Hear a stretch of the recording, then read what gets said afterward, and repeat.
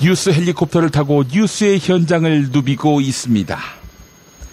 홍준표 자유한국당 후보가 대학생 시절 성범죄 모의에 가담한 사실을 자신의 책에서 밝혔지요. 파문이 확산되자 홍준표 후보는 자신이 당시 모의에 직접 관여한 것은 아니었다라고 해명했습니다. 이런 가운데 자유한국당은 엉뚱한 해명을 합니다. 혈기왕성할 때 벌어진 일이란 점을 감안해달라 이건데요. 혈기왕성할 때 성범죄 모의에 관여한 것이 아니다. 이게 말인지 발인지. 미국 백악관은 도널드 트럼프 대통령의 이른바 한국이 중국의 일부였다더라 발언 논란과 관련해 우리는 한국이 수천 년 동안 독립적이라는 것을 잘 알고 있다라고 밝혔습니다. 수천 년간 이어온 독립국가를 호구로 알고 온갖 무기를 값비싸게 팔아온 겨우 수백 년 된 독립국 미국. 한국은 독립국이다 이런 백악관 발언에 왜 어깨가 들썩들썩거립니까? 친미 우익들. 네, 우리를 독립국으로 알아봐줘서 어깨가 들썩들썩거립니까?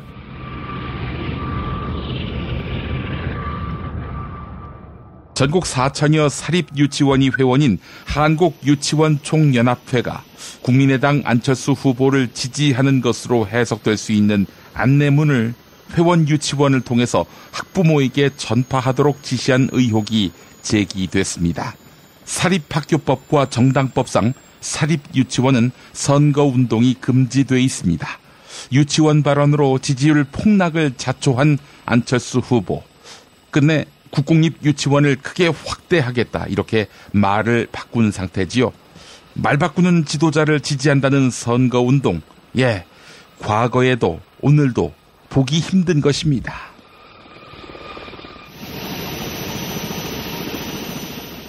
광고 후에 김용민의 뉴스 농장으로 이어집니다.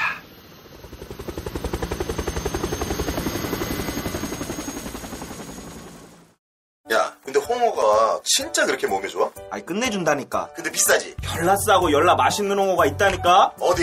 알싸한 홍어. 네이버 검색창에 알싸한 홍어를 검색하시고 1599-6456 전화 주문도 가능합니다.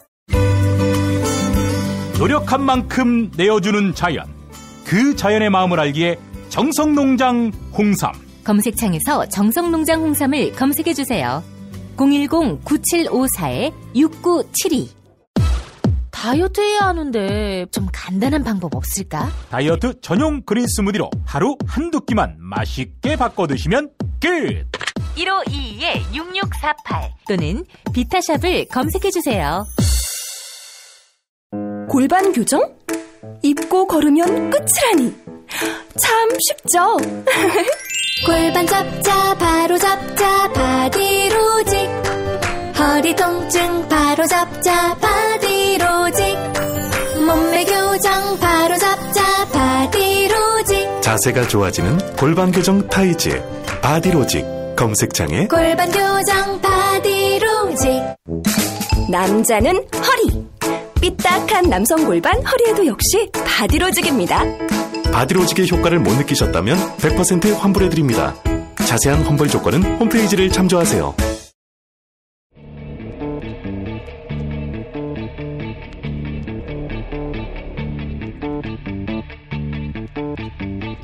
김용민의 뉴스 농장.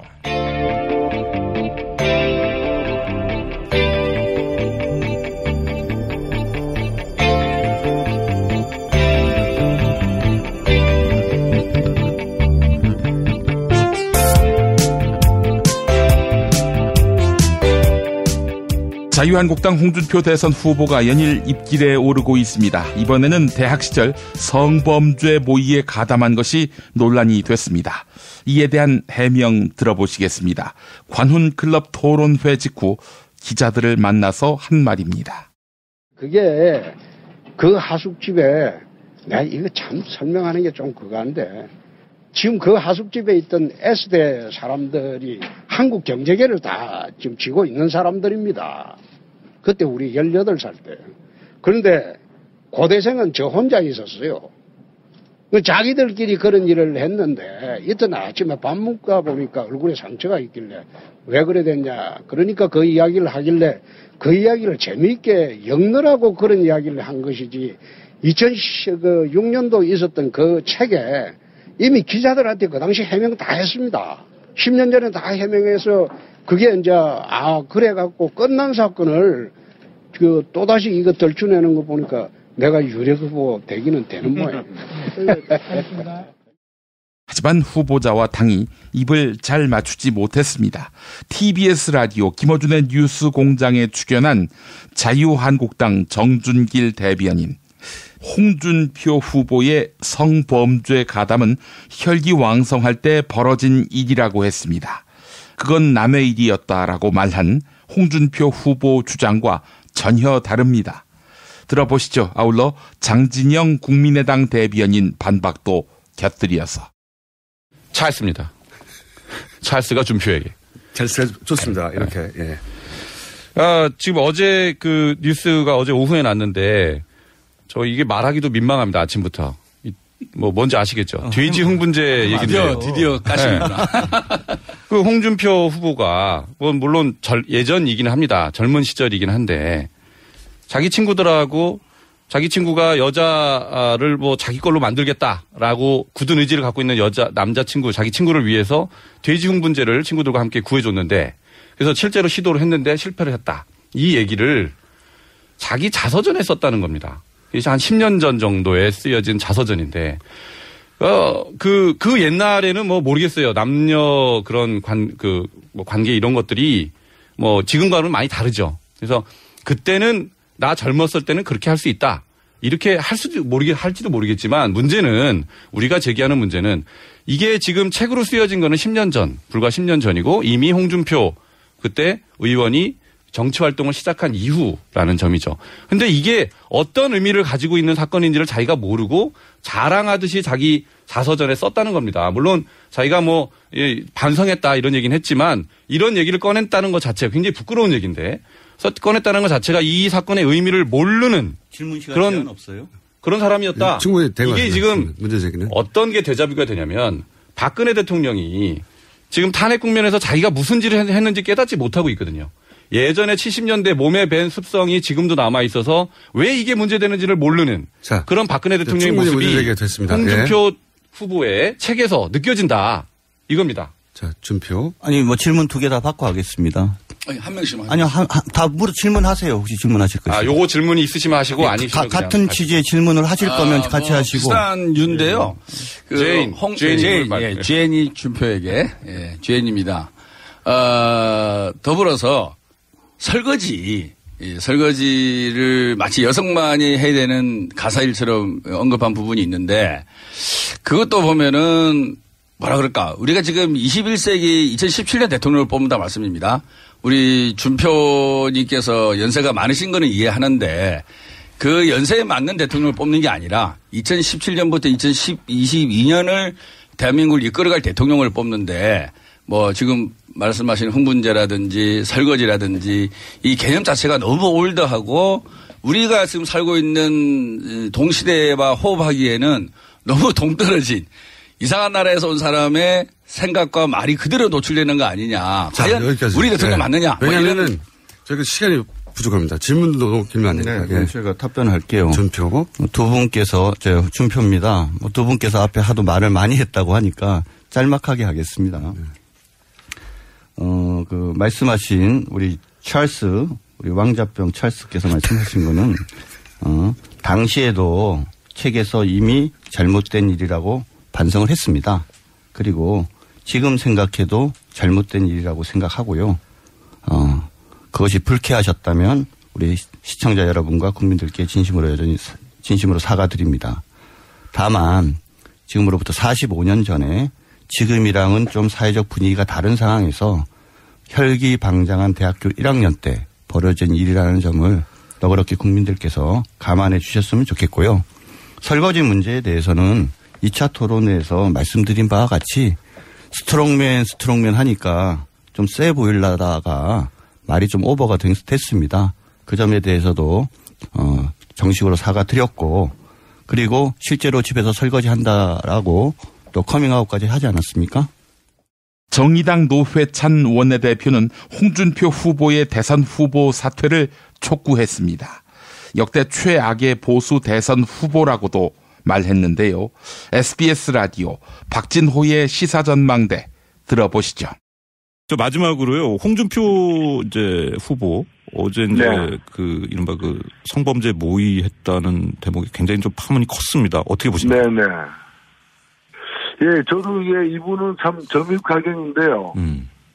이건 지금 세탁기 돌리고 나왔다고 했는데 지금 이 문제는 세탁이 아니라 격리 조치가 필요한 상황 아닌가. 네. 이렇게 보여지고. 격리 조치라는 게 어떤 말씀이세요? 아니, 후보 사퇴를 해야 되는 거죠.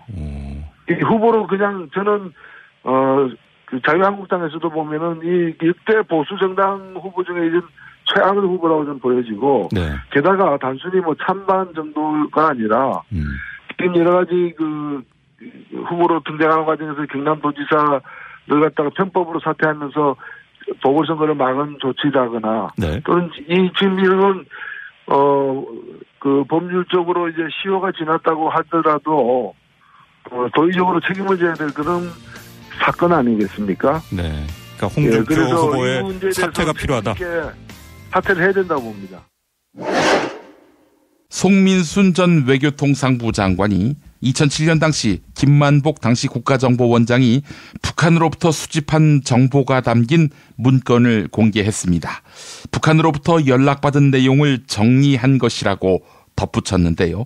이 때문에 2007년 당시 참여정부가 UN 북한인권 결의안에 기권한 것을 두고 색깔론이 재점화됐습니다. 이에 대해 더불어민주당 우상호 원내대표는 송민순 전 장관이 당시 상황을 왜곡하고 있다고 꼬집었습니다. 가톨릭 평화방송 라디오 열린세상 오늘 김성덕입니다. 일부 들어보시죠. 청와대에서 안보조정회의를 4번이나 해서 기억 못할 일이 아니다. 송민순 전 장관이 이렇게 얘기했더군요. 문재인 후보가 기억을 못할 수도 있지 않은가 이런 질문에 안보조정회의를 4번이나 했는데 어떻게 기억 못하느냐 이렇게 얘기를 했고. 저는 기억을 못하는 문제가 아니고요. 네.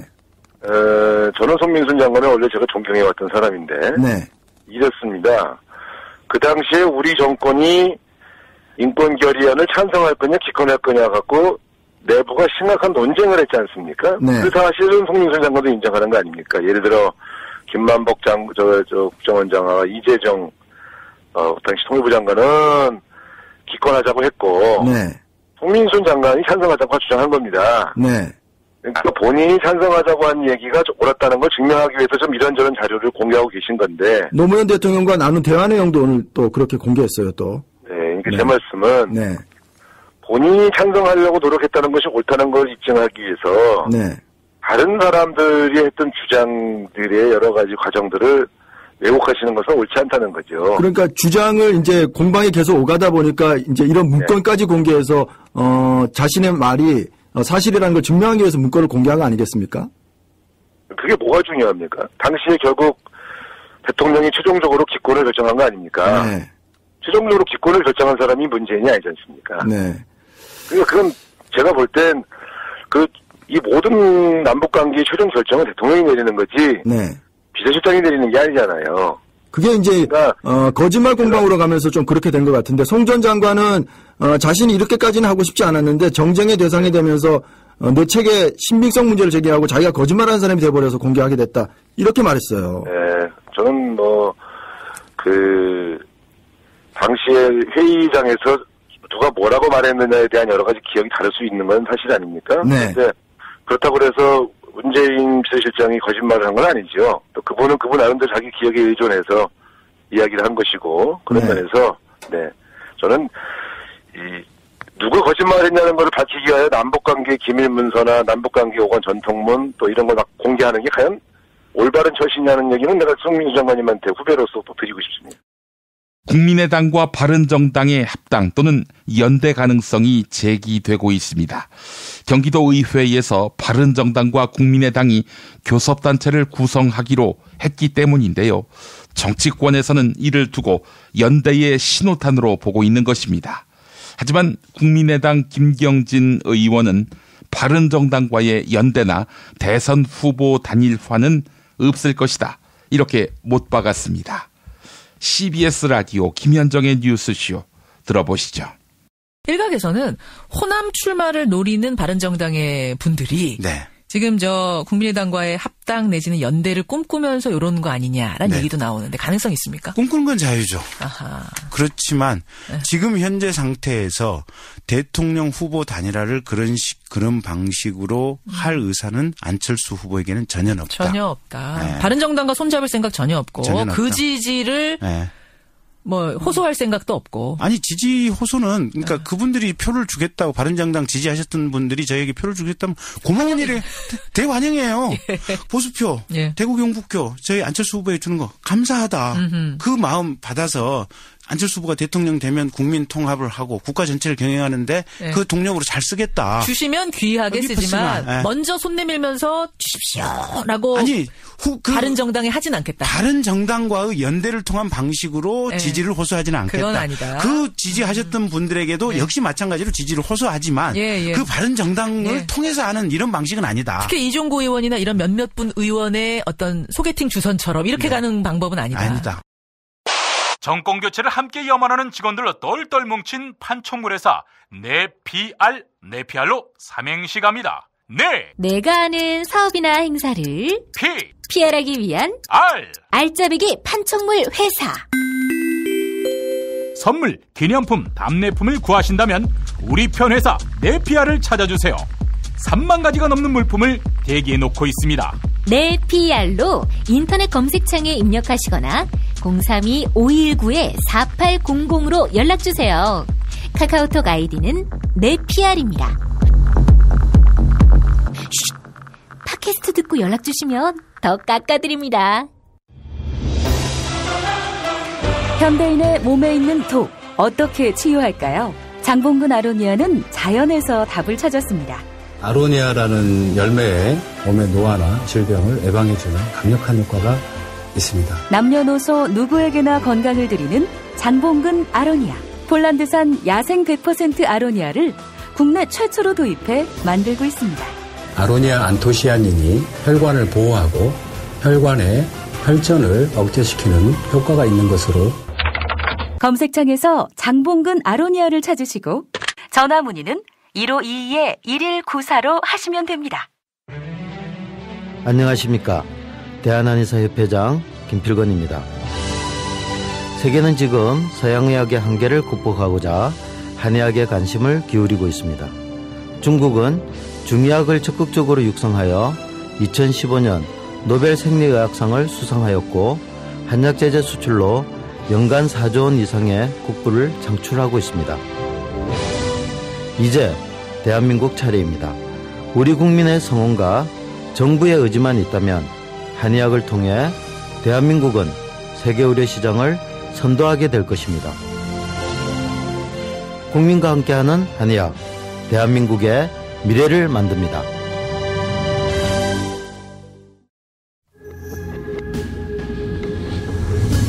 안녕하십니까. 문재인입니다. 안녕하십니까. 안철수입니다.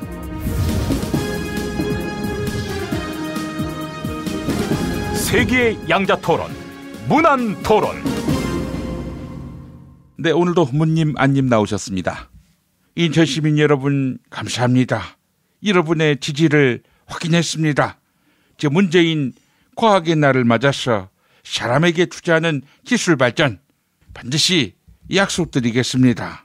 네거티브는 하지 마십시오. 나를 안철수가 아니라 갑철수라고 부르라고 시켰다면서요.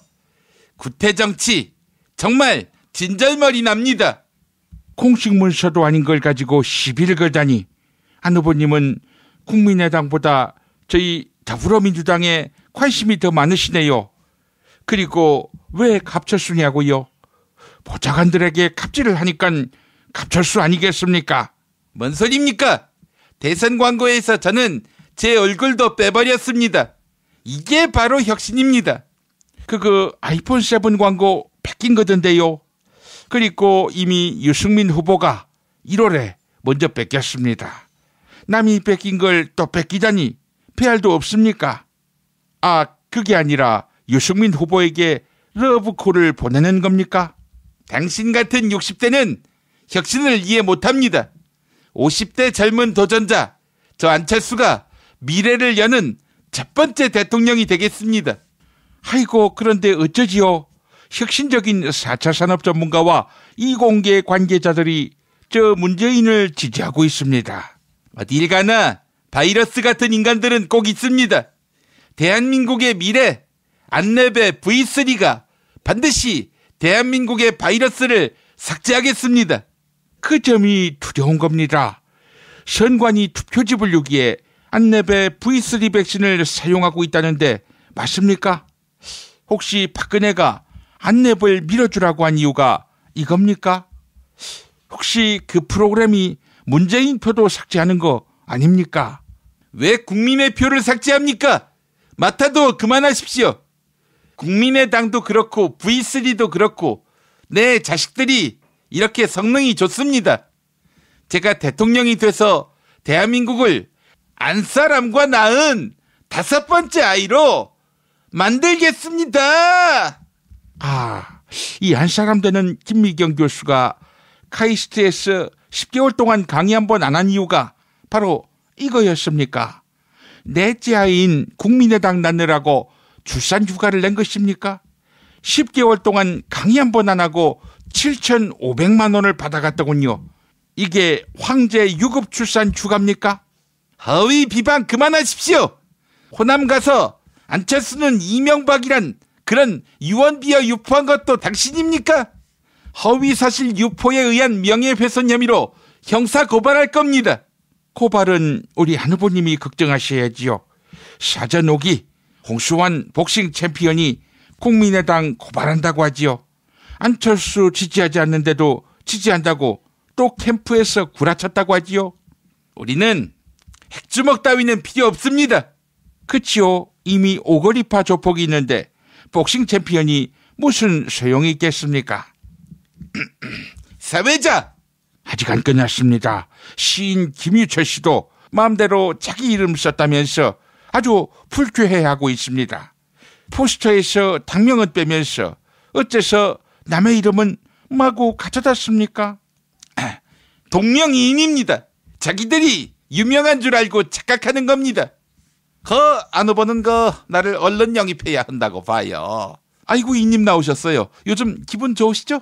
국민의당에서 러브콜 보내고 있던데요. 그런데 박지원이가 아주 초를 치고 있다고 봐. 아마도 내가 경제 전문가고 또 정치계 원로이기 때문에 나를 경계하는 모양인데 말이야. 걱정하지 마십시오. 박지원 대표는 평양 보내달라고 난립니다. 제가 평양에 보내버리겠습니다. 걱정 말고 얼른 저한테 오십시오. 아니, 박지원 대표는 하루 전만 해도 북한이 주적이라고 하지 않았나요? 평양을 보내달라. 혹시 김정은 참수작전에 투입된 거 아닙니까? 박지원 대표는 더 이상 김대중 정신을 입에 올려서는 안 될 것입니다. 그 주적은 문재인 하나라고 봐요. 내가 대통령 만들어주지는 못해도 못되게는 할 수 있다고. 색깔론 아주 지겹습니다. 빨갱이로 불리던 김대중 대통령님이 남북 간 평화의 시대를 열지 않았습니까? 송민순 회고록은 색깔론이 아니라 팩트입니다. 팩트. 제가 국정원과 황교안에게 자료 요구하겠습니다. 지금 하신 말씀들 책임지셔야 합니다. 야, 나도 좀 말 좀 끼워주지. 끼어들 여지가 없잖아. 동보야. 네. 넌 어떻게 살쪘니? 그건 왜 여쭤보세요? 나도 살찌고, 돼지 흥분제 먹어가지고, 이 두 놈들 싸움에 내가 끼어들려고, 내가 나이 70을 먹다 보니까 기력이 약해서 흥분을 못해요, 야, 돼지 흥분제 어디 가서 사냐? 그만하세요, 좀! 이 새끼 소리를 지르고 지랄이야. 자, 오늘의 그 문제를 드리도록 할게요. 1968년 북한 공작원 31명이 박정희를 암살하려고 서울 세검정 고개로다가 그 침투한 사건이 있었다고 봐요. 이때 그 공작원 가운데 유일한 생존자가 남긴 유명한 말이 있는데 박정희 목 따라와수다. 이 말을 한 사람은 누구일까요? 이것이 오늘의 문제라고 봐요. 이 정답. 네, 문님 정답은요? 이분이 없었다면 유신 정권 장기화됐겠죠? 정답은 김재규. 아닙니다. 이분이야말로 박정희의 거짓 신화를 산산조각 내버렸습니다. 저는 이분을 국민이 원하면 사면할 것입니다. 정답은 박근혜. 네, 오늘도 정답은 애청자 여러분의 몫입니다. 정답 맞히시는 분께 세상에서 가장 맛있는 김치 이담채 김치 선물해 드립니다. 팟빵 게시판에 정답 이메일 주소 사연 남겨주시기 바랍니다.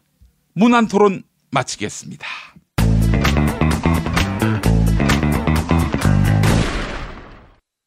박근혜 왜 저러지? 문재인, 김무성, 안철수는 또 왜 저러지? 뉴스로는 알 수 없는 진짜 정치 현장 이야기. 한겨레 정치팀 기자들이 취재 수첩을 낱낱이 공개합니다. 본격 정치관찰 팟캐스트. 언니가 보고 있다. 팟빵에서 언니를 검색하세요. 한겨레 정치바와 함께하는 정치 한 건에 써. 한겨레 이승준 기자, 오랫동안 기다리셨습니다. 어서 오십시오.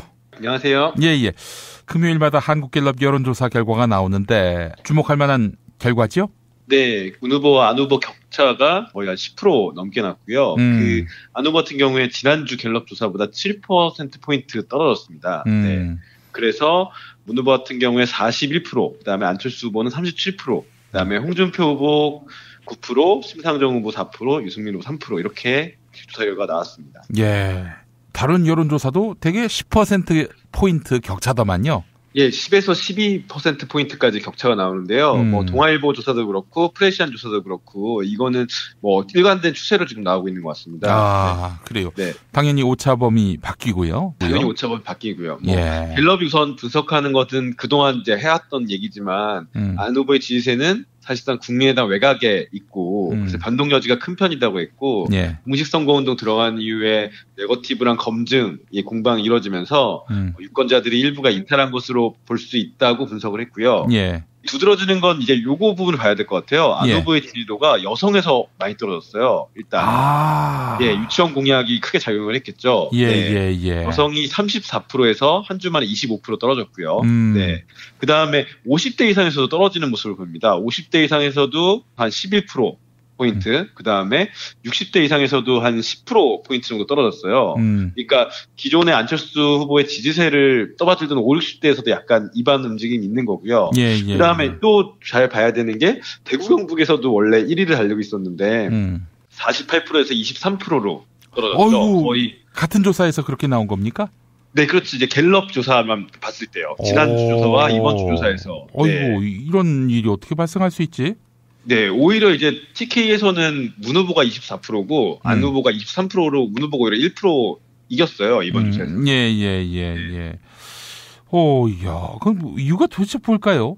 이유는 뭐 갤럽의 분석이 사실상 뭐 제일 정확한 부분인 것 같은데요. 원래 변동성 있는 지지세에서 안 후보가 계속 실수들을 한 거죠. 그리고 명확하게 해명을 하지 못하고 간 부분들이 계속 있었던 거고 또 TV 토론에 대한 평가도 좀 반영될 수 있겠죠. 아무래도 안 후보가 사실상 존재감을 이렇게 막 보이지는 못했잖아요. 그렇죠. 2차 TV 토론에도 형식상 결국 문 후보에 대한 청문회가 아니냐 뭐 이런 얘기가 나올 정도로 문 후보에 집중이 됐는데 안 후보가 거기서 존재감을 보이지 못했고 또 오히려 조급하게 적폐나 양념 얘기를 하려다 보니까 엉뚱하게 유승민 후보에게 질문을 하는 등 거기서 아마 마이너스 되지 않았을까 이렇게 전망을 해봐요. 이렇게 된다면은 뭔가 승승장구하며 상승세를 계속 이어가야 하는데 그렇죠. 주춤한 정도가 아니라 크게 빠지고 있다? 이거 회복하기 쉽지 않을 것 같은데요. 어떻습니까? 네. 여론조사라는 게 어쨌든 추이는 어느 정도 믿을만 한데 지금 이렇게 일관된 여론조사 나온다는 거는 이게 빠지고 있다는 증거고요. 특히 TK나 호남에서도 사실 이번 조사에서 문 후보에게 51대 30으로 졌어요. 예. 이 경우에는 사실 안철수의 주력 지지 기반까지도 무너진 건데 예. 이럴 경우에는 사실상 회복하기도 쉽지 않죠. 앞으로 예. 반전이 있지 않는 한. 네. 예, 예. 네. 어떻습니까? 만약에 바른정당과 후보 단일화를 한다면은 이것도 변수가 될 수 있을까요? 그래서 이제 아마 안 후보가 보수 우클릭을 약간 시사하면서 손잡을 수 있다라는 메시지를 던진 것 같긴 한데 일단 바른정당과 잡는 거는 크게 도움은 안 될 거라고 봅니다. 지금 유 후보 지지도 자체가 지금 2에서 3%밖에 안 나오는 상황이고요. 예. 네. 바른정당 자체가 수도권만 봤을 때는 안 후보가 더 앞서잖아요, 사실 유 후보보다. 예. 유승민 후보가 수도권 강하다고 하더라도. 예. 그리고 TK에서는 유승민 후보가 별로 소구력이 지금 없는 상황이고요. 결국 이제 홍 후보까지 합치지 않는 이상 반전의 계기를 하기는 쉽지 않은데 그럴 경우에 이제 호남 지지층들이 더 이탈할 수밖에 없기 때문에 지금 안 후보 입장에서는 섣불리 지금 움직일 수는 없는 상황이고 굳이 연대를 하더라도 바른정당까지는 할 수 있지만 그럴 경우에 사실 큰 영향은 끼치지 않을 것 같고요. 참 이래저래 딜레마입니다. 자유한국당 의원도 내각에 참여시킬 수 있다 이런 말을 했는데 글쎄요. 이거는 아무래도 보수적 성향의 표를 쓸어 담겠다라는 이야기인데 여기에 그 호남 민심이 또 어떻게 반응할지 당연히 마이너스가 될 가능성이 높아 보이는데 말이죠. 그렇죠. 예. 사실 그 메시지를 내놓은 것 자체가 그동안은 사실 좀 선을 그었잖아요. 예. 근데 약간 다급한 게 아닌가 이런 것도 엿보이기도 하고요. 그런 제가요. 알겠습니다. 자, 홍준표 후보의 그 강간 미수. 이 파문이 언론에서는 보기 힘든데 SNS는 아주 뜨겁습니다.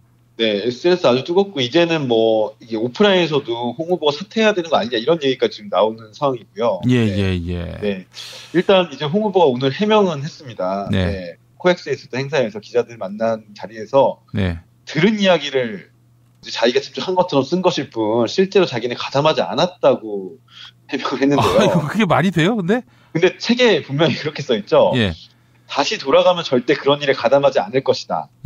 장난삼아 한 일이지만 그것이 얼마나 큰 잘못인지는 검사가 되는 게 비로소 알았다라고 명시적으로 써놨어요.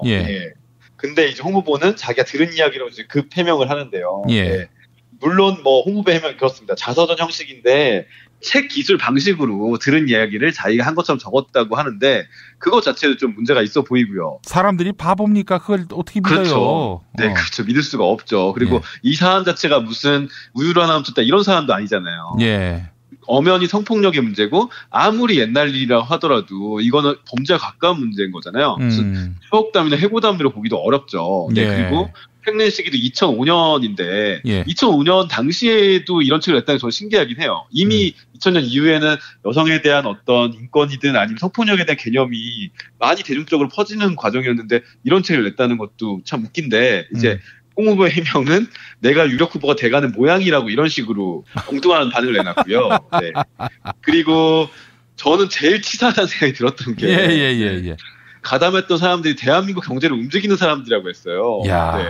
아니 죽으면 혹시나 죽어야지 왜 다른 사람들까지 이렇게 붙잡고 하는데 지금 그래서 사실 이미 막 SNS에서 그 S대 상대생이 비슷한 시기에 다녔던 사람이 누구냐 부터 시작해서 막 이름까지 돌고 있는 이런 상황인데 이건 분명히 그분들에 대한 명예훼손이 될 수도 있고요. 실제 했는지 안 했는지 모르는 상황에서 이건 아주 대선 후보로서는 저는 적절한 행동은 아닌 것 같습니다. 논점을 흐리기 위한 거죠. 시선을 분산시키기 위한 그런 맞습니다. 목적의 그 S대 상대생 거론인데 그런데 이제 팟캐스트 업로드 기준으로 어제 아침에 나온 정준길 자유한국당 대변인의 라디오 인터뷰를 들어보면은 젊었을 때 한때 실수로 이렇게 얘기를 했는데 아니 얘기가 다르잖아요. 그러면은 그렇죠. 완전히 해명이 배치되는 거죠. 그러니까 손발도 맞아야 되는데 지금 이게 다 따로 놀고 있는 거고 홍 후보의 오늘 해명은 더 불을 지를 걸로 보이고요.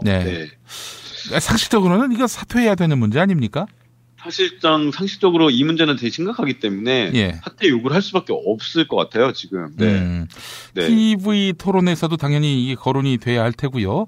그렇다면은 자기가 소설처럼 지어낸 얘기다라고 해명은 하겠지만은 그 해명을 받아들이면 안 되죠. 끝까지 물고 늘어져서 사실인지 아닌지. 아니 자기가 자서전으로 낸 건데 이 소설의 영역도 아니고 자서전을 낸 건데. 그렇죠. 기사도 아니고 이건 자서전인데요. 예. 네. 이거는 참 납득이 안 되고요. 자유한국당 당내 분위기는 어떻습니까? 지금 당내 분위기도 속으로 끙끙 앓고 있는 거죠. 이제 뭐 어떻게 대응해야 될지도 지금 감도 안 오는 거고 지금 결국은 이건 홍 후보가 풀어야 될 문제일 것 같아요. 예. 그리고 사과하고 인정하는 순간 이걸로 또 끝날 문제 같지는 않고요. 예. 그렇죠. 네.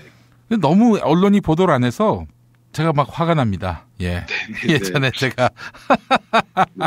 오늘 이게 사안 자체가 약간 좀 언론의 선정적이라고 이렇게 판단을 하는 것 같은데, 뭐 저희는 어쨌든 인터넷에도 보도했고, 지면에도 보도가 합니다. 네. 예.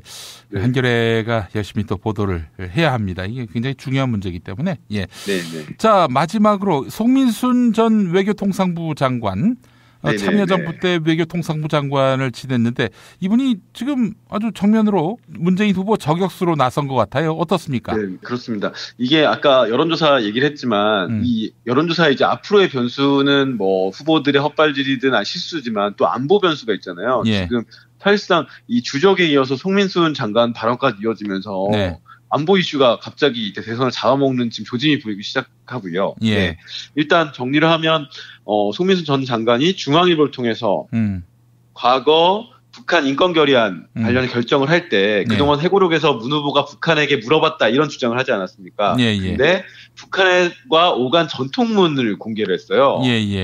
그러면서 지금 문 후보가 자신의 회고록을 거짓말이라고 하는데 이것은 거짓말이 아니고 실제 사실이다 이런 식으로 공격을 했고요. 이에 대해서 이제 문재인 후보나 아니면 민주당에서는 이제 반발을 하고 있고요. 이제 문재인 후보 같은 경우에는 송민순 발언은 제2의 NLL 부품 공작이다. 그리고 법적 대응까지 지금 시사하겠다라는 입장을 냈어요. 그 우리 기자분들은 송민순 전 장관과 문재인 후보 측의 공방 어느 쪽에 좀 더 무게가 있다라고 보나요? 이제 그런 부분들을 따져봐야겠죠. 이제 그 첫 번째로 문재인 후보 같은 경우 그 당시에 비서실장이었는데 그 당시 주무자는 백종천 안보실장이었고 그다음에 이재정 통일부 장관, 송민순 장관 이 세 분의 문제였던 거잖아요. 그러니까 문 후보는 본인이 주장하듯이 그 회의 참석자였던 거고. 그래서 결국은 이 세 분의 얘기를 잘 맞춰봐야 된다는 생각이 하나 들고요. 그다음에 두 번째는 지금 문 후보의 말은 11월 16일 그러니까 노무현 대통령이 북한 인권 결의안을 기권하게 결정한 상황이었고 2007년이죠 그때가. 그렇죠. 2007년입니다. 그다음에 송 장관이 지금 공개한 문서는 11월 20일 그러니까 4일 이후의 문서입니다. 당시 회의에서 송 장관이 너무 강력하게 반대하길래 노무현 대통령이 북한의 반응도 한번 체크해보자 정도만 얘기를 했다는 거고요. 그래서 이제 국정원 통해서 반응을 봤다고까지 지금 나온 얘기인데 이제 송민순 장관은 자꾸 그것을 북한에 물어봤다. 자유한국당 같은 경우에는 뭐 내통이나 이런 식으로 표현하는 거잖아요.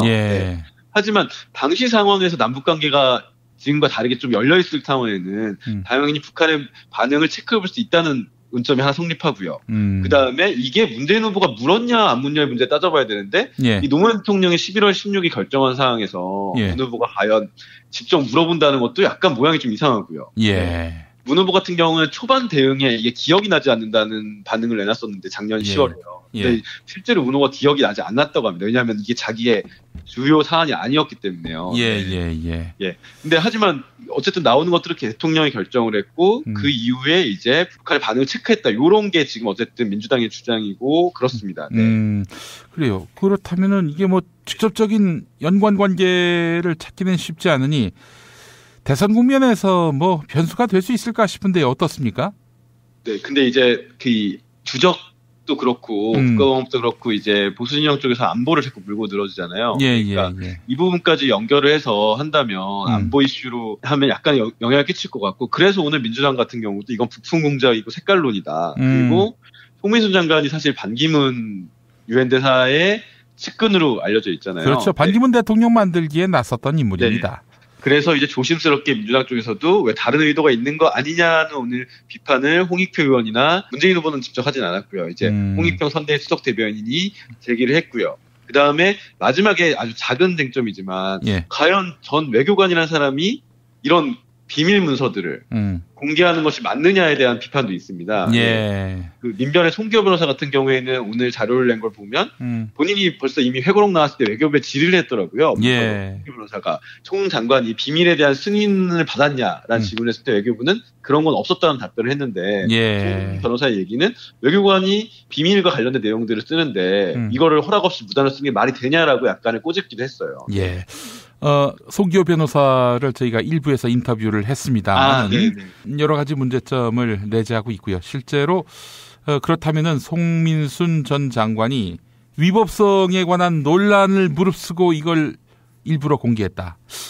단순히 자신의 어떤 명예 회복을 위해서만인지 아니면 특정한 정치적 목적이 있는지 이건 또 규명을 해봐야 할 것 같습니다. 네, 일단 송 전 장관은 저희가 오늘 그 담당 기자가 통화했을 때는 자기는 이건 색깔의 문제가 아니라 생각하고 대선 정치 쟁점을 하려고 하지 않았다. 이건 단순히 팩트와 외교의 문제다라고 답은 하긴 했습니다. 예, 뭐 그렇게 얘기하겠죠. 예. 네. 언니가 보고 있다가 올라오죠? 네, 21일 업로드될 예정이고요. 이번에 김종대 정의당 의원이 출연을 했습니다. 네. 일단 그래서 지금 원래 국방부에서 벌벌 떠드는 국방안보 전문가잖아요. 근데 지금 심상정 후보 비서실장으로 선거를 열심히 뛰느라 국방부가 좋아하고 있다는 얘기가 있을 거고요. 그다음에 토론회 관련해서 평가와 그다음에 토론회 때 심 후보의 공격에 대해서 이제 당원들이 많이 실망한 분들이 있는데 그 부분에 대해서도 조금 더 잘 이해해달라 이런 내용들이 좀 담겨 있습니다. 알겠습니다. 이승준 기자님 말씀 잘 들었습니다. 네, 감사합니다.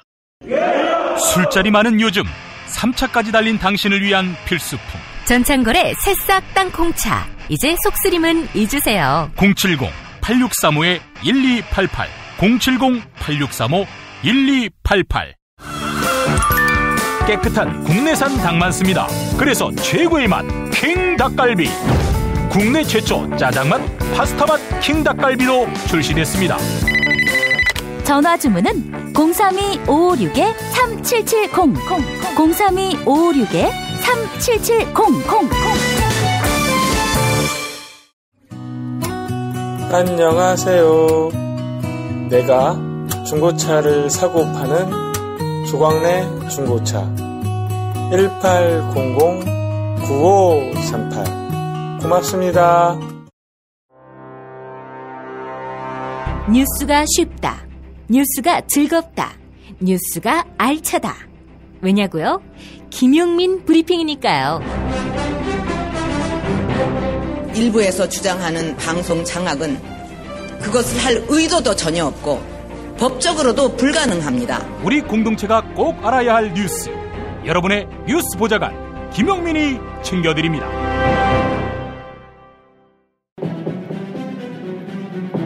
대한민국 대청소.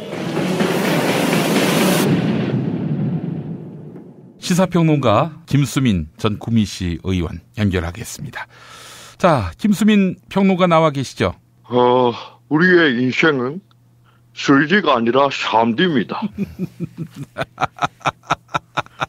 샴디를 샴디라고 했는데 뭐가 문제입니까?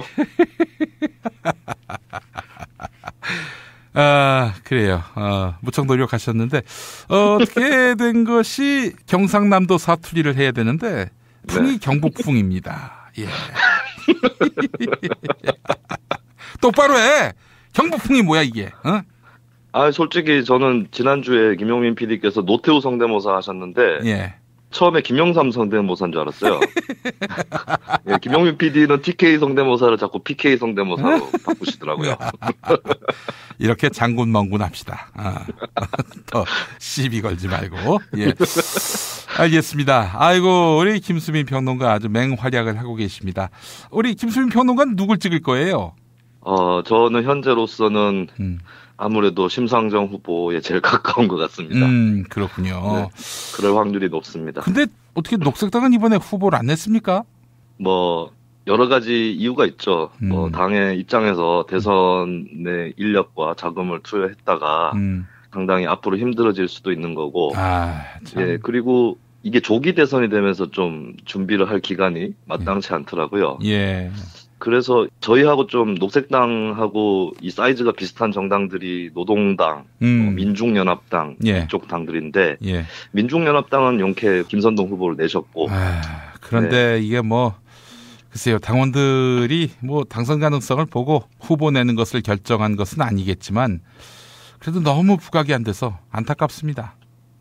아무래도 좀 그렇죠. 그리고 이미 메이저리그도 5자 대결 구도로 치러지고 있으니까 더 밀려나는 그런 특성이 있는 것 같아요. 아이고, 답답합니다. 저는 참 이게 아니죠. 정의당까지 포함해서 정의당도 사실 심상정 후보 찍으면은 사표일 것이다. 이런 사람들의 또 짐작과 편견 속에 놓여 있는 거 아니겠어요? 그래서 이런 사표 논란 같은 것들을 없애기 위해서 이건 근원적으로 심상정 후보가 대통령이 되면 좋겠지만은 그거보다도 선거구제 개편 또 이제 비례대표를 확대하고 지역구를 좀 축소하는 이런 방향 또 득표율과 연동되는 의석 배분 이런 식으로 개헌이 좀 필요하지 않겠는가 이런 생각을 해봤어요. 그 말씀하신 부분들은 개헌을 안 해도 선거법 개정으로 풀어나갈 수 있는 문제들이고요. 아, 그렇죠. 세상에. 제가 그걸 알고도 제가 이야기를 해버렸네요. 깊이 후회가 됩니다. 전에도 한번 그런 식으로 해서 개헌해야 된다라고 얘기했다가 누가 바로 잡아주셨는데 그게 너였냐? 그때? 네. 아닙니다.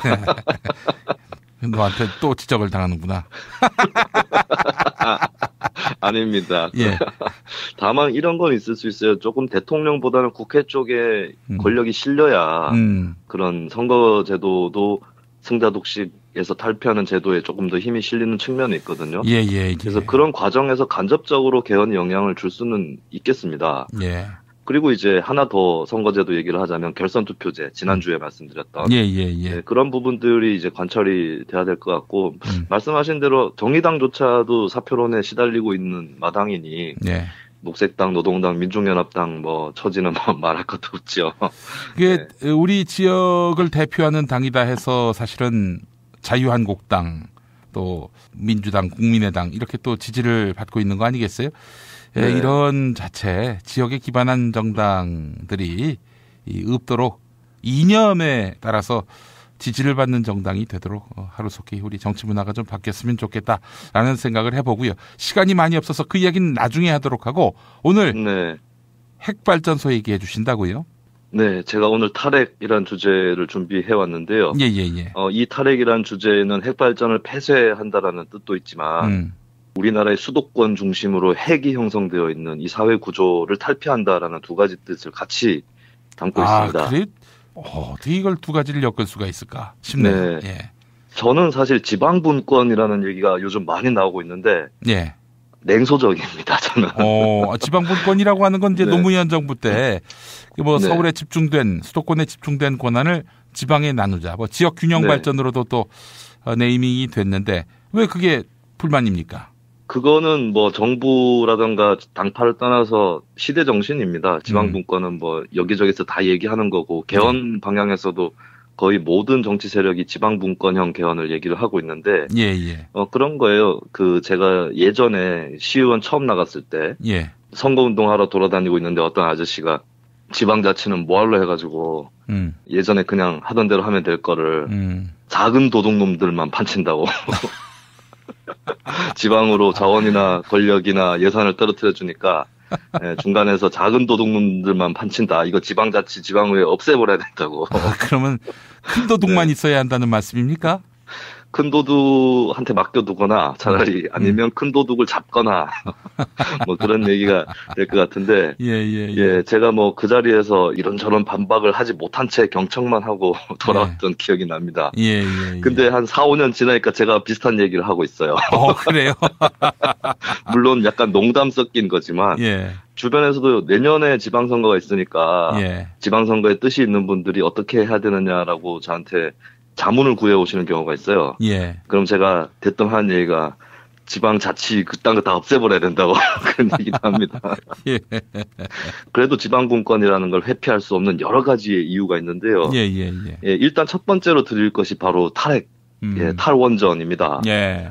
지금 뭐 탈핵의 당위에 대해서는 사회적으로 공감대가 확산이 되고 있는 것 같아요. 그렇죠. 아니 뭐 저기 자유한국당도 뭐 더 확대는 안 하겠다 이런 입장 아닙니까? 예, 그렇습니다. 그래서 예전에 뭐 계속 탈핵운동 진영에서 탈핵의 대안을 제시를 해왔거든요. 신재생 에너지의 활성화부터 해서 전력 수급의 조절, 에너지 효율성 증대, 놀고 있는 LNG 가스 발전소 돌리는 것도 여러 가지 얘기를 했는데 결정적으로 작년에 경주 일대에서 일어났던 지진, 이게 사회적 공감대에 더 큰 영향을 끼친 것 같습니다. 어떻게 해서든 닫아야 된다. 방법이 왜 없겠냐. 이런 여론들이 좀 번진 것 같고 최근에 딱 힌트가 되는 게 영국 쪽에 한국전력이 핵발전소를 지으려고 지금 애를 쓰고 있어요. 근데 그 영국에서는 안 하고 있다는 거죠. 자기네들이 짓고 있지는 않다는 거고 그리고 일본의 도시바라든가 또 프랑스 쪽 기업에서 그걸 맡아서 하려는 거를 한전이 인수하려고 하는데 국회 탈핵에너지 전환 의원 모임에서 반대하면서 보수 언론이나 또 경제신문 이런 데서 또 규탄을 하고 있는 그런 상황이 바로 국내 핵발전은 이제 사양 산업으로 들어섰다. 하다 안 되니까 해외로 진출을 하고 있는 것이다. 네, 그것을 딱 드러내주는 겁니다. 아이고 쓰레기를 수출합니까? 그렇게 돼버린 것이죠. 그래서 이 문제가 아마 다음 대통령도 이 사이에 좀 끼이게 될 거예요. 그래서 지금 대선 주자들, 특히 유력 대선 주자들이 핵 수출 문제에 대해서는 침묵을 하고 있거든요. 그래서 차라리 국내에서 닫는 거를 명확하게 확정을 하고 해외로는 수출하는 게 어떻겠느냐 이런 유혹이 분명히 있을 겁니다. 근데 어쨌든 간에 국내에서 더 이상 이제 핵발전의 확대는 어렵다. 핵발전은 사양산업이 됐다. 라고 볼 수가 있고요. 그런데 중요한 것은 핵발전을 어떻게 폐쇄해 나갈 것이냐 했을 때 다른 에너지로 채워넣는 것보다 더 중요한 거는 현재 핵발전 구조, 체제 이 자체를 해제하는 것이거든요. 근데 이 두 가지를 풀어야 됩니다. 첫 번째는 한반도 평화인데요. 지금 월성 1호기가 노후 원전이고 또 지진 때에 위치를 하고 있으니까 이것부터 빨리 닫아야 된다는 얘기가 나오고 있고 이거를 안 닫은 것이 혹시 최순실의 국정농단의 결과가 아니냐는 그런 말까지도 나오고 있는데요. 이 월성 1호기와 월성 2, 3, 4호기까지 이게 닫기가 상당히 어려울 겁니다. 저는 예측을 하고 있는 게 이 핵발전소들이 가압중수로 방식의 핵발전소들이에요. 가압중수로 이게 뭡니까? 제가 자세히 설명하기가 뭐 그림도 필요하고 할 텐데 중요한 것은 이 가압중수로 방식은 핵탄두를 개발할 수가 있습니다. 네, 그래서 지금 서울대 원자력공학과의 서균열 교수 등이 여기서 핵탄두 만들 수 있으니까 핵무장하자 이런 여론을 또 주도를 하고 있거든요. 그래서 이게 핵무장이랑 핵발전이 동전의 앞뒷면입니다. 일본 같은 경우에 핵발전의 천국인데 뭐 후쿠시마 이후에는 핵발전의 지옥이 됐지만 일본은 세계대전의 패전 국가이기 때문에 핵무장을 할 수가 없습니다. 대신에 핵무장을 대비할 수 있는 시설을 핵발전으로 만들어 놓은 측면이 있는 것이죠. 그런 것들을 봤을 때 우리가 진짜로 핵발전소를 마지막까지 닫아가지고 연계로 만들려면 저는 한반도 핵무장론이 불거지지 않을 수 있는 평화로운 환경을 조성하지 않으면 힘들 것이다. 라고 생각을 합니다. 이게 딱 프랑스하고 독일의 사례에서 드러나는 게 프랑스는 핵발전 비중이 엄청나게 높고요. 독일은 많은 분들이 아시다시피 탈핵의 선도 국가입니다. 근데 독일은 세계대전의 패전국이었기 때문에 애초부터 핵무장이나 이런 것이 막혀 있었고요. 그러면서 핵발전을 하다가 결국에는 녹색당의 등장 그리고 독일의 좌파들이 핵발전 공약을 받아들인 데 이어서 현재 메르켈 우파 정권도 핵발전은 하지 말아야 된다. 이렇게 사회적 합의가 형성이 되었던 거죠.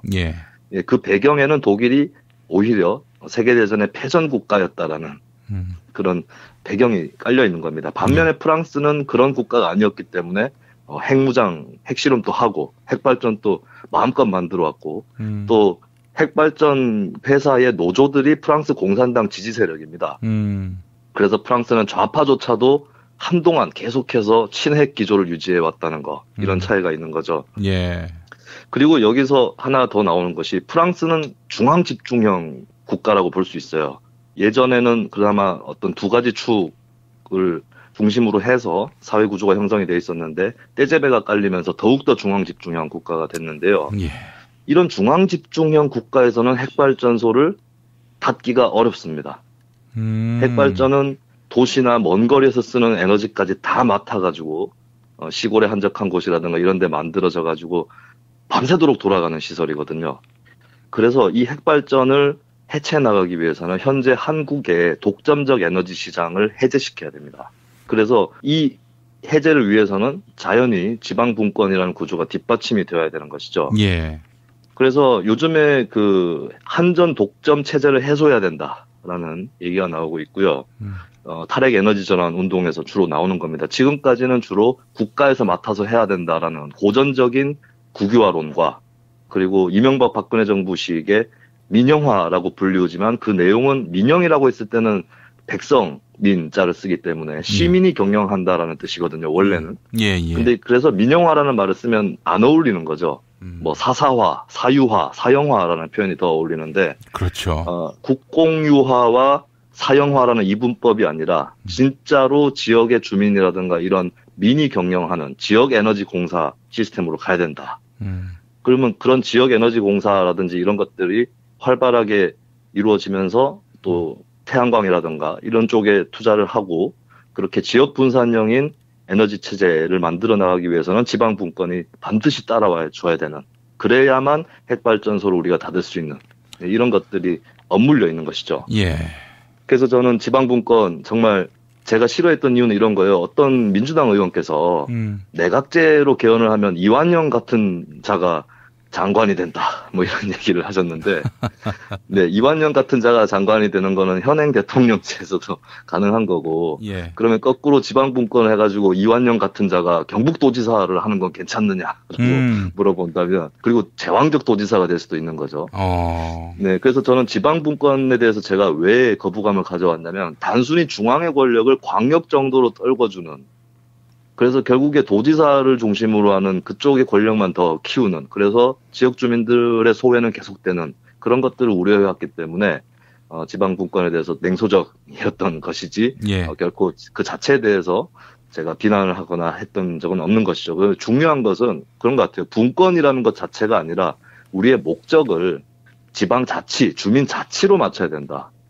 예, 주민이 자치할 수 있는데 필요한 힘을 분권을 하는 것이지 예. 중간에 있는 어떤 단체장을 위해서 지방의원을 위해서 하는 분권은 결코 피해야 된다라는 거를 강조를 하고 싶습니다. 그런 의미에서 몇 가지 또 지금 핵발전 얘기하다 바로 지방 얘기로 들어오고 있는데요. 예.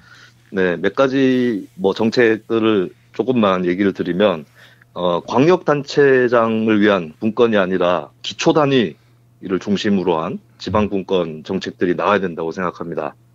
지금 우리나라의 기초지자체의 평균 인구가 20만 명 정도 되거든요. 이게 전 세계적으로 유례가 별로 없습니다. 유럽 같은 데는 뭐 3만, 5만 이 정도 수준인 데도 있고, 미국이나 뭐 영국, 일본 이쪽도 한국보다는 훨씬 작은 인구입니다. 그러니까 이제 현재 있는 기초지자체 인구를 강제로 줄인다 이런 뜻이 아니라 더 작아지고 더 낮아지는 기초 단체를 만들고 주민들이 더 개입하기 쉬운 구조를 만들어야 된다는 것이죠. 그런 논의가 없는 지방분권은 그냥 광역단체장 등을 위한 또 다른 중간 도둑들을 위한 체제가 충분히 될 수 있다라는 점을 말씀드리고 싶고요. 예. 또 한마디 더 보태면은 이제 5.16 쿠데타가 터지기 전에는 우리나라 예. 지방자치가 읍면동 자치였습니다. 그래서 이 체제로 한번 돌아가는 것도 검토해 볼 만하다. 읍면동 자치라. 그러면 네. 어떻게 그 자치 구조가 형성됩니까? 일단은 저는 동 지역은 조금 더 검토를 해보고 읍면 지역은 자치를 해볼 만하다고 생각하는 게 지금 군 단위로 봐도 각 읍면들이 서로 이웃을 해도 지역 감정들이 남아 있어요. 예.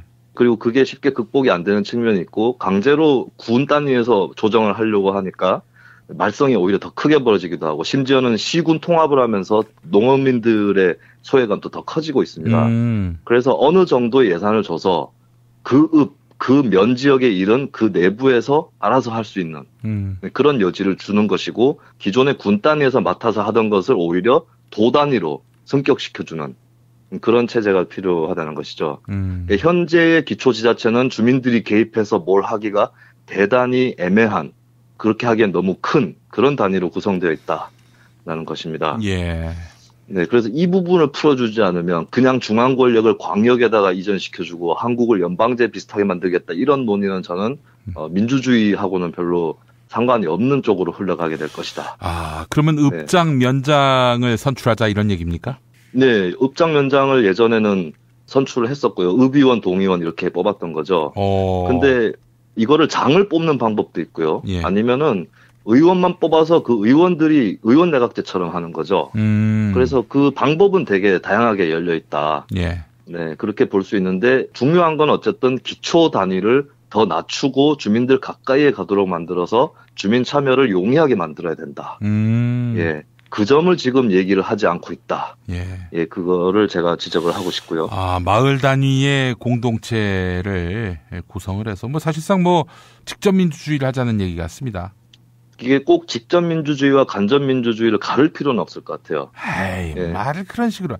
아, 그런 면도 있습니다. 라면서 일면 긍정을 해주고 가야지. 네. 총체적으로 부정을 하면 사회자가 뭐가 되는 겁니까? 에? 저는 김용민 PD와는 차별화된 패러다임을 갖고 있기 때문에. 이 사람 큰일 날 사람이네. 예, 제가 지금 그리고 아직까지 도전자 입장이지 않습니까? 예, 제가 챔피언이면은 김용민 PD가 말씀하셨던 그런 태도를 취하겠지만 아직까지는 제가 도전자로서의 포지션에 충실할 필요가 있다. 그래요. 알았습니다. 예. 네. 하여튼 말씀하신 게 맞습니다. 그 말도 맞는 말씀이고요. 예. 제가 굳이 다른 이면을 표현해주기 위해서 차별화된 표현을 쓴 것뿐입니다. 네, 알겠습니다. 네. 예. 그래서 딱 정리하면 이거죠. 참여를 활성화할 수 있는 지방분권이 돼야 된다. 그 얘기고요. 또 지난주에 선거제도를 말씀을 드리면 내년에 지방선거가 닥쳐와 있는데 또 지방선거 관련해서는 정당 공천을 폐지해야 된다, 유지해야 된다 이런 논란들이 지금까지 계속 있었거든요. 그렇죠. 네, 여기에 대해서는 제가 오늘은 말씀 안 드리겠습니다. 되게 복잡한 문제고 이게 시민사회 운동 진영에서도 의견들이 제각각 상황이에요. 정당 공천에 동의하는 분도 있는 모양이군요. 이게 진보 정당들은 당론들이 정당 공천 유지입니다. 네, 옛날에 민노당부터 해서 최근에 정의당, 노동당 이런 당들이 다 정당 공천에 찬성을 하고 있고요. 예. 근데 일부 풀뿌리 단체들이라든가 이런 쪽에서는 예전에 사실 정당 공천제 없었을 때 무소속 풀뿌리 후보, 시민단체 후보, 민중단체 후보들이 당선이 돼서 의회에 입성한 사례들도 있었거든요. 예. 그래서 좀 정당 공천제는 안 맞다 이렇게 얘기하시는 분도 있고 정치학계에서는 정당 공천제 해야 된다 그러고 지방자치학회에서는 폐지해야 된다 그러고 이러고 있어요. 안철수는 폐지해야 된다는 입장입니다. 그랬었죠. 예. 네, 그때 그리고 그 안철수 신당과 통합했던 민주당도 폐지하려고 했었던. 예. 네, 거기까지 갔는데 당원 여론조사와 국민 여론조사를 합쳐가지고 그 결정을 뒤집었죠. 또 새누리당이 정당 공천을 하는데 여기만 정당 공천 안 하면 예를 들어서 이제 민주당이 2번일 수 있는데 13번, 7번 이렇게 가기 나타날 수 있기 때문에 그건 정치적 자해 행위다 해가지고 그때 반발에 부딪혔었죠. 예, 그렇습니다. 근데 그 문제도 계속 논쟁이 될 것 같은데 저는 이거는 하나 고쳤으면 좋겠다 싶은 게 이건 지방선거뿐만 아니라 모든 선거가 다 그런데요. 기호제도를 폐지해야 됩니다. 아, 기호제도를. 예, 기호 순번제도 정확하게. 그러니까 지금 현재 지방선거에 보면은 1-가번 이런 후보들한테 표가 쏠리는 현상들이 벌어지고 있거든요. 이게 주민들이 지방자치에 대해서 안 그래도 모르시는데 정당 성향은 있단 말입니다. 이 상황에서 투표장에 가면은 누가 누군지도 모르고 그냥 제일 위에 있는 사람 혹은 자기가 지지하는 정당 후보 중에서 제일 번호가 앞에 있는 사람을 무의식적으로든 뭐든 이렇게 찍게 돼 있어요. 그래서 실제로 선거 결과들을 보면 다 그런 것들이 크게 반영돼 있다라는 데이터도 나오고 있고요. 그리고 이게 기호 1번 제일 최상위 순번은 1 내지 5% 정도 가산점 효과를 얻는다고 합니다. 예, 투표장에 갈 때 별 준비 없이 가는 분들도 상당히 많고 무의식적으로 이제 위쪽으로 손이 향하게 된다는 거죠. 그리고 최근에 이제 더 플랜이 개봉을 하면서 개표 조작에 대한 그 의구심 그리고 의혹, 걱정 이런 것들이 나오고 있는데 저는 이런 생각도 해봤어요. 기호 1번 같은 경우에는 위쪽 선에 걸쳐서 찍으면 미분류표가 될 수 있잖아요.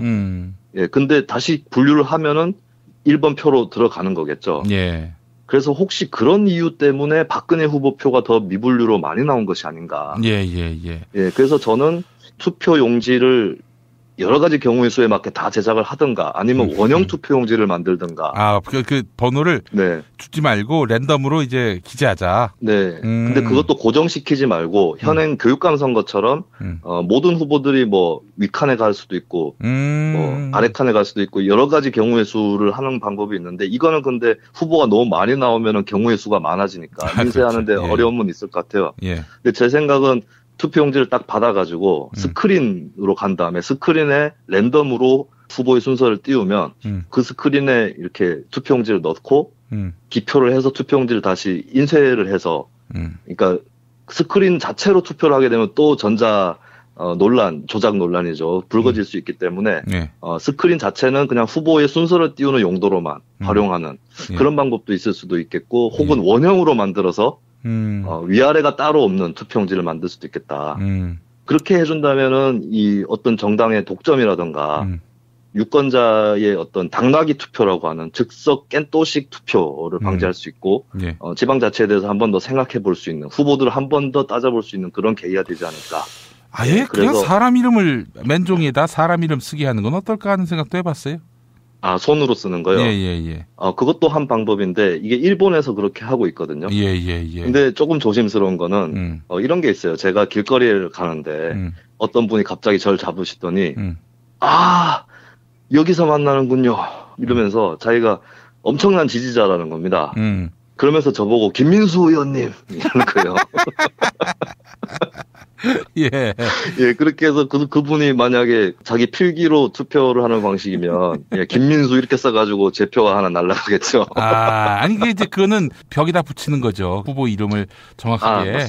혹시 까먹지 않도록 당 이름과 함께 이렇게 보여주면은 낫지 않을까 생각이 드는데, 여하간 우리가 그런 얘기를 하자는 건 아니었고, 아닙니다. 되게 중요한 얘기를 하신 건데. 네. 시간이 없다는 얘기입니다. 시간이 없다는 얘기예요. 예, 알겠습니다. 하여튼, 기호순번 제도에 대해서 내년 지방선거부터는 기호순번이 없는 투표용지를 받았으면 좋겠다. 그 말씀을 끝으로 드립니다. 하여간 이제 마을 공동체가 회복되고요. 중앙 정치에 예속되지 않고 마을이 주체적으로 마을 공동체의 미래와 발전을 주도할 수 있도록 하는 거, 이게 바로 진정한 의미의 지역 발전이겠죠. 네, 그렇습니다. 그래서 지방 분권보다 더 상위 가치로 풀뿌리 자치와 지역 민주화를 우리가 고민했으면 좋겠다. 이런 결론입니다. 알겠습니다. 자, 김수민 의원님 말씀 잘 들었습니다. 네, 고맙습니다.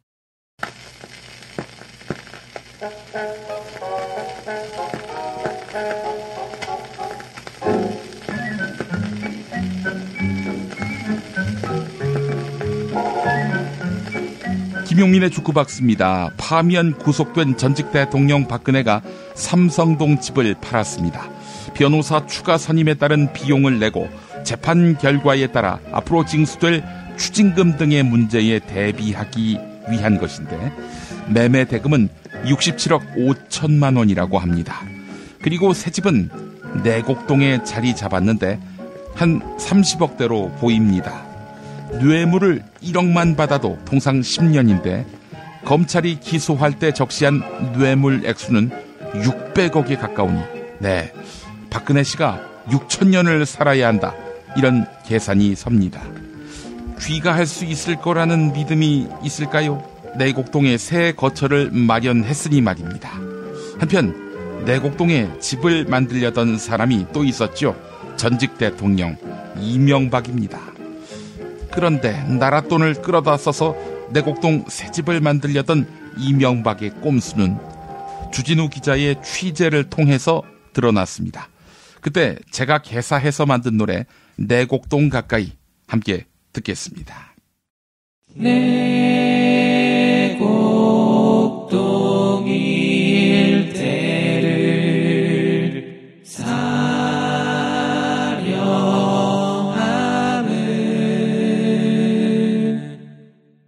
십자가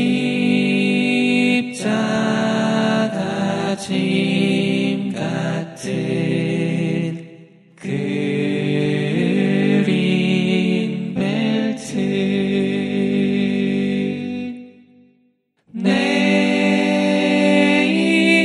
인생 소원은 재테크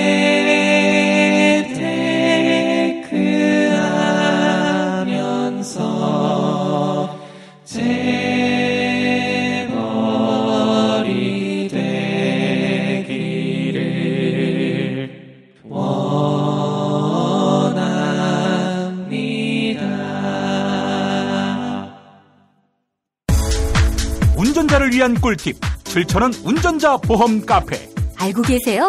교통사고가 나면 형사합의금, 벌금, 변호사 비용 이거 자동차 보험에서는 보장 못해요. 운전자 상해까지도 책임져 드리는 7,000원 운전자 보험 카페. 버스, 택시, 트럭 등 영업용 차량 운전자를 위한 12,500원 운전자 보험 카페도 있습니다. 실손, 부모님 건강, 자녀 보험도 안내해 드립니다. 02849-9730 연중 무휴라 언제든 02849-9730. 6살 하늘이 밥을 잘 안 먹어요. 그런데 이때 택배입니다. 연지연 곰탕이 배달됐어요. 직접 도끼로 팬 장작불 위에 한우 사골과 도가니를 가마솥에 한가득 넣고 24시간 끓인 진구.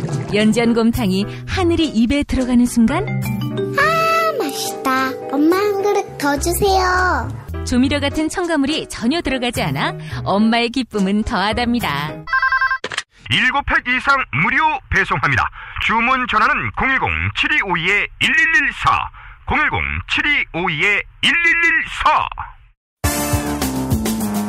오늘을 읽는 책, 문학평론가인 국민대학교 국문학과 정선태 교수와 함께합니다. 정선태 교수님과 함께하겠습니다. 교수님.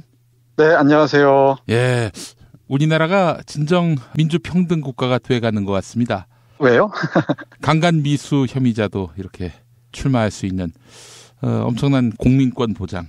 이거는 뭐 사실 정말 전대미문이 아닐까 싶은데요.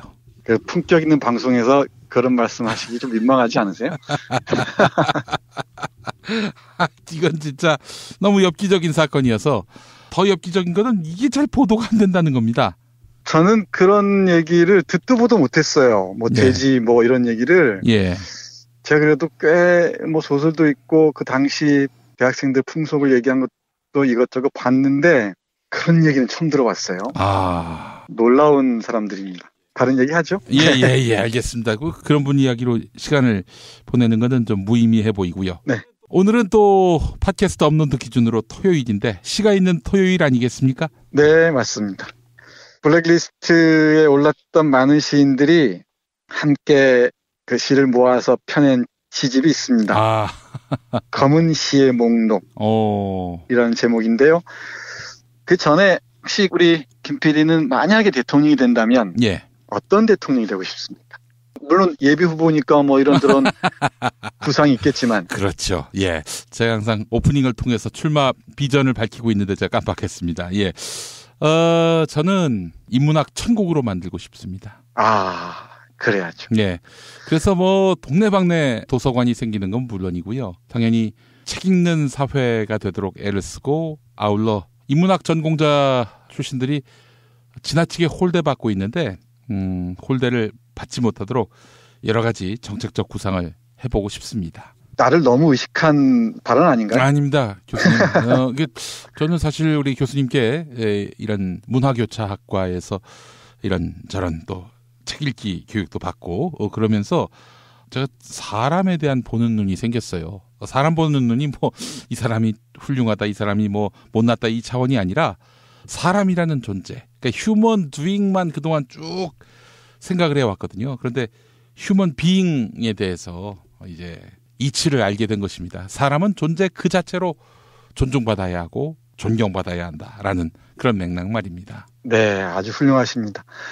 뭐 많은 사람들이 인문학 얘기를 하는데 우리 이번에 대선에 나선 사람들 중에 이런 인문학이란 말을 입에 올린 사람이 한 명도 없는 것 같아요. 예. 뭐 교육 개혁한다고 이상한 소리만 하지. 학제 개편 이런 얘기. 예. 네.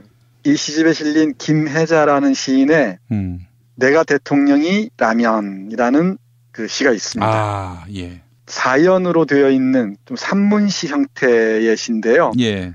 시간이 허락하는 범위 안에서 한 년씩 읽어보겠습니다. 예. 뺑뺑이를 돌려 내가 대통령이 된다면 큰 일은 절대 하지 않으리. 지구가 한 번만 몸부림치면 속절없이 무너져 깔릴 바벨탑 같은 건 쌓지도 않으리. 100층짜리 건물을 올린다거나 바다를 메워 땅을 만든다거나 강을 산으로 옮긴다거나 길이 남을 위대한 업적조차 쌓지 않으리. 돈으로 계산할 수 없는 정든 추억 같은 건 함부로 허물지 않고 억조 창생 이어온 목숨들 억울하게 쫓아내지 않으리라. 물길은 물길대로 산길은 산길대로 그냥 내버려두는 천하태평 헐렁한 대통령이 되리라. 그렇다고 연봉이 억대인데 내가 출근을 안 하면 되나요?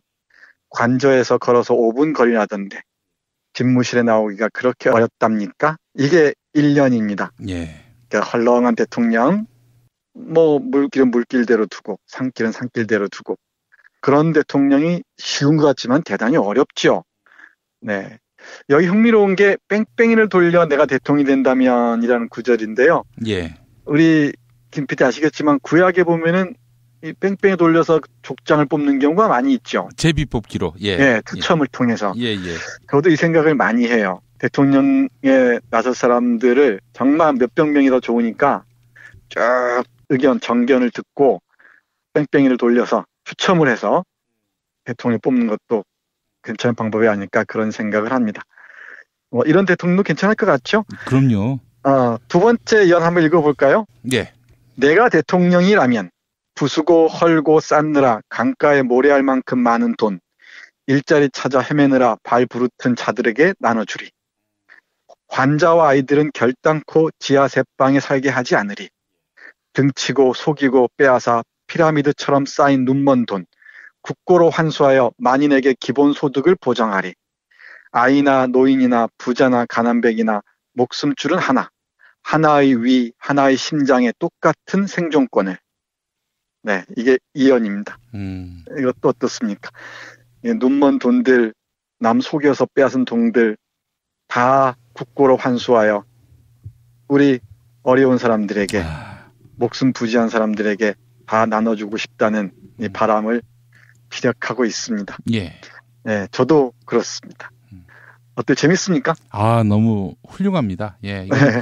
이 자체로도 사실 진짜 어느 누가 정견문으로 써도 무리가 없겠다라는 생각을 합니다. 네, 한 년만 더 읽어볼게요. 이게 이제 우리 김 PD의 그 예비 후보의 생각하고 비슷한 것 같은데, 읽어보겠습니다. 제비 뽑기를 해서 내가 만약 대통령이 된다면 목을 세운 제복 대신 헐렁한 추리닝 입고 아이들과 뒹굴리라. 들로 밭으로 함께 쏘다니다 가만히 누워 하늘을 올려다보게. 이슬 한 방울 바람이 흔드는 쑥잎 하나 가만히 들여다보게 하리라. 숙부쟁이 개미가 되고 흙이 되고 하늘이 되고 야생 고양이 되어 바람의 영혼으로 흔들게 하리라. 소리나는 말 대신 공짜인 두 발로 세상을 뛰어다니게 하리. 이산 저산 쏘다니며 천그루 만그루 나무를 심고 이들 저들 달리며 백만송이 꽃이 뿌리면 그 꽃이 자라 백만송이 꽃을 피우면 비산비야 방초 우거진 땅도 거저 빌려주리. 대통령도 사람이란던데 사람을 만나기가 그렇게 어려웠습니까? 가로 안에 이런 말이 들어가 있습니다. 그러니까 두 발로 놀게 하겠다는 거죠. 아이들 공부에 가두지 않고 꽃씨와 놀게 하고 바람과 놀게 하고 작은 곤충들과 더불어 함께하는 그런 세상 만들겠다는 겁니다.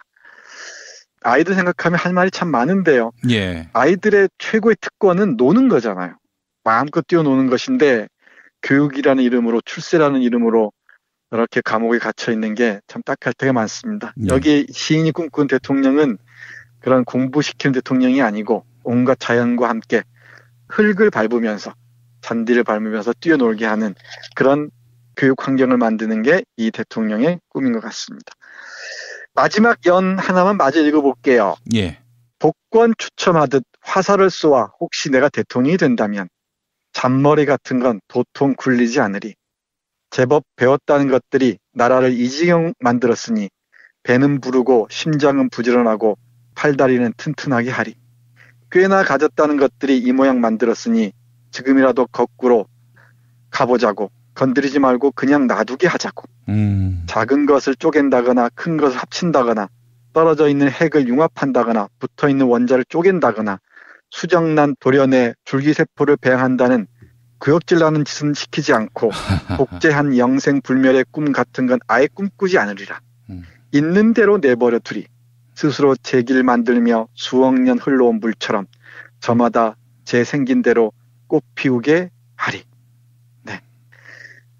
이 핵이나 원자, 융합 또는 북제 이런 것들 다 시도도 하지 않는 생명 그대로 존중받는 그런 세계를 지향하겠다는 시인의 뜻이 고스란히 드러나 있습니다. 예. 우리 많은 청취자 여러분들도 대통령 될 사람들만 쳐다보지 마시고 이 시인처럼 만약에 우리가 대통령이라면 나는 어떤 꿈을 꿀 수 있을지 또 무엇을 실천으로 옮길 수 있을지 한 번쯤은 생각해 보셨으면 좋겠습니다. 예, 알겠습니다.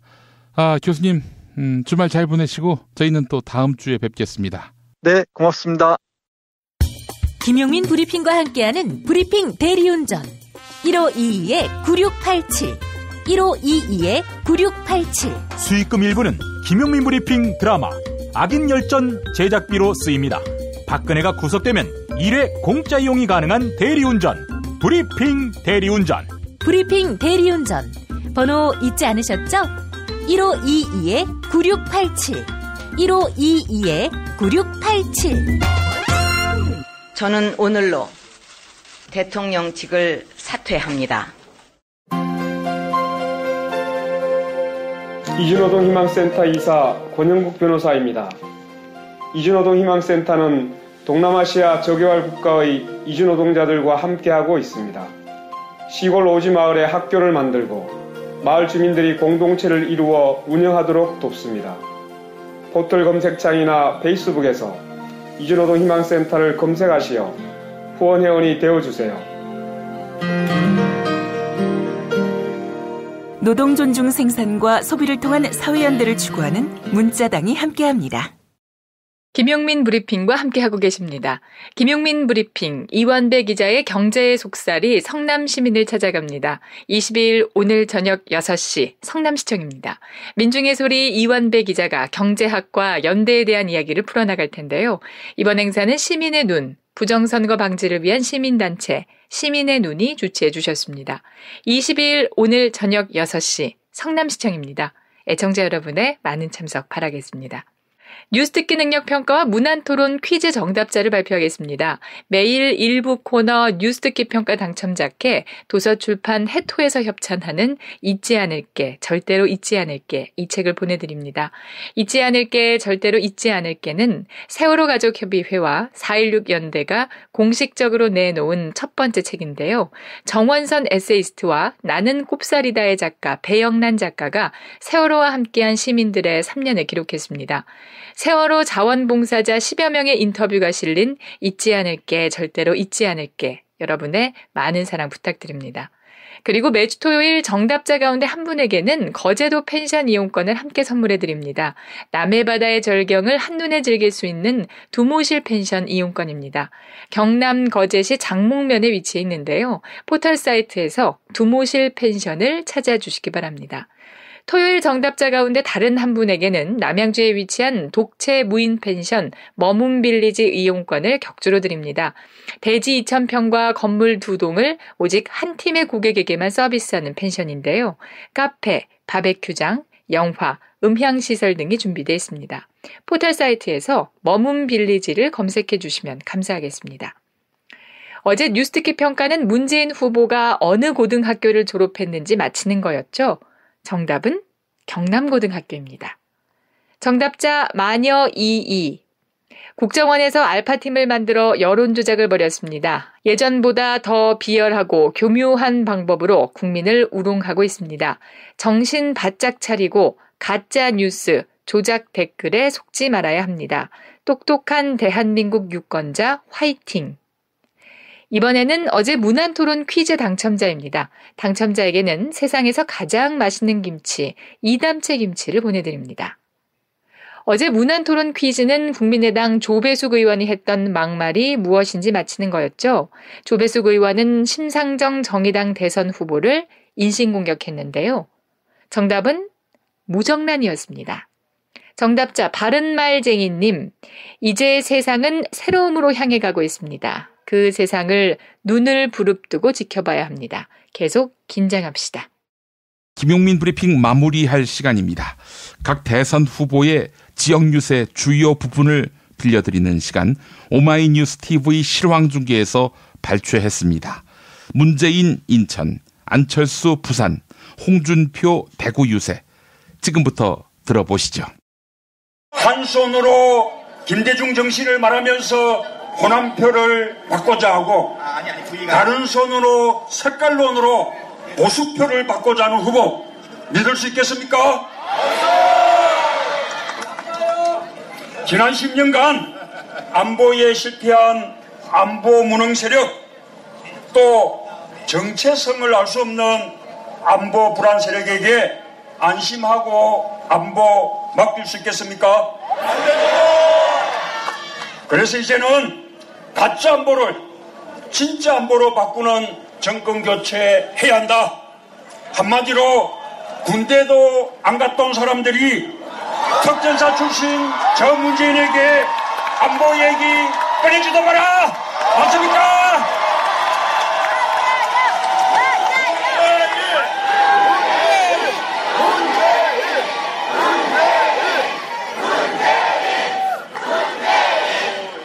고맙습니다. 여러분, 저 문재인이 대통령이 되면 어떤 경우에도 한반도의 전쟁은 다시 없을 것입니다. 압도적인 국방력으로 북한의 도발을 무력화시키고 동북아 질서를 우리가 주도해 나갈 것입니다. 한반도 문제는 우리가 주인 아닙니까? 우리가 주도해야죠. 한반도 평화를 든든하게 구축해서 가장 확실한 안보 만들겠습니다. 그 길에 인천의 번영이 달려있다고 생각하는데 여러분 동의하십니까?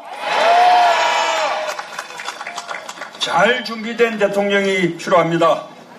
대통령이 탄핵되고 지금 급하게 새 대통령 뽑고 있는 국가 비상 상황입니다.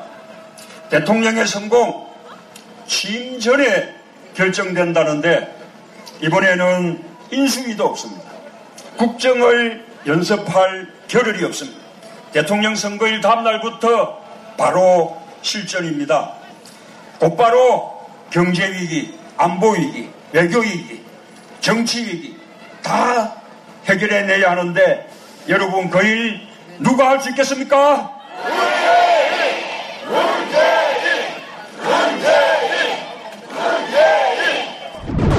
국민들은 개파 패권주의를 거부합니다. 개파 패권주의는 나라를 분열시킵니다.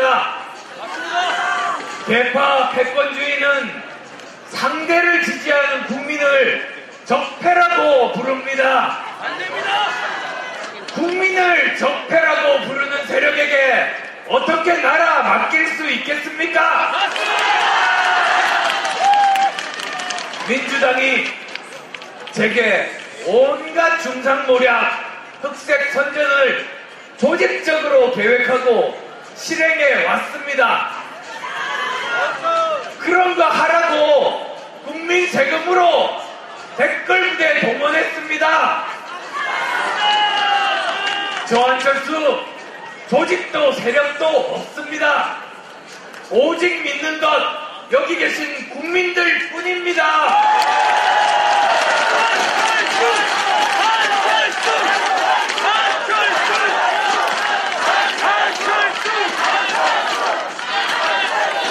문재인 후보는 저를 지지하는 국민들을 적폐라고 했습니다. 지금도 이런 태도로 국민들 공격하는데 막강한 권력 잡았을 때 어떤 일이 벌어질지 상상만 해도 끔찍하지 않습니까? 국민을 적폐라고 부르는 개파 패권주의 정치 이제 끝장내야 합니다.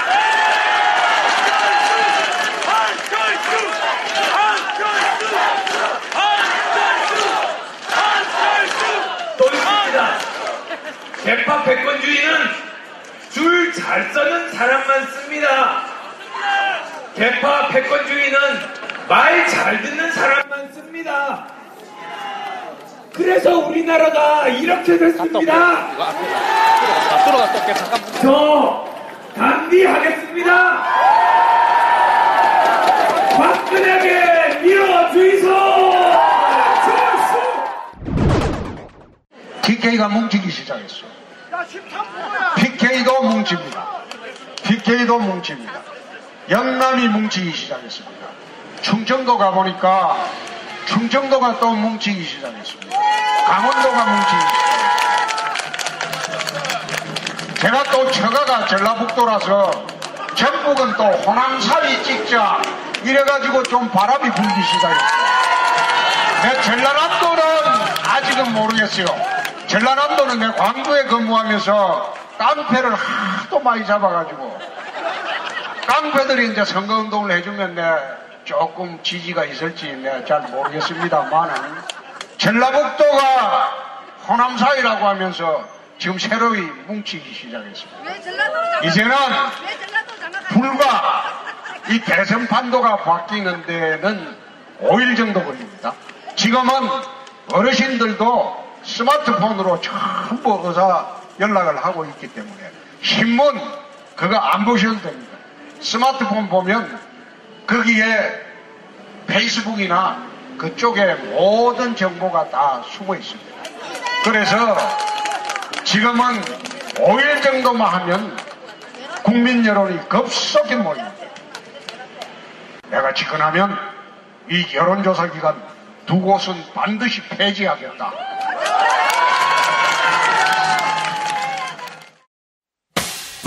김용민 브리핑과 함께한 시간 어떠셨어요?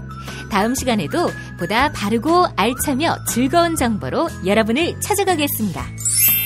팟캐스트 포털 팟빵에서 다운로드하기, 구독하기, 별점 주기, 댓글 달기로 응원해주세요.